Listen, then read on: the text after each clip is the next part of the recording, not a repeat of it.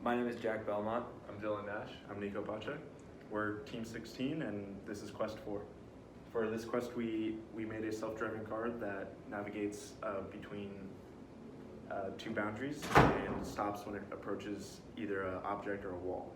So in order to make the car drive straight, we use two micro LiDAR sensors on one side facing the wall. We would use these to calculate the angle that the car is at and adjust the steering accordingly. Note the steering was not using PID control as we couldn't get that stable.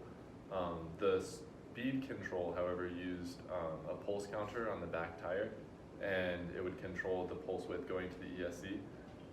This did use PID control and was well tuned by the end of the quest.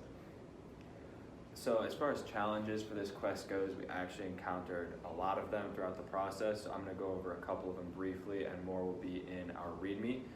A big thing that we ran into was that we ended up with a outdated ESC on our car, so we were trying to error check the initialization for it for way too long when in reality it was actually being calibrated properly, and we didn't know that the signs it was outputting to us were correct.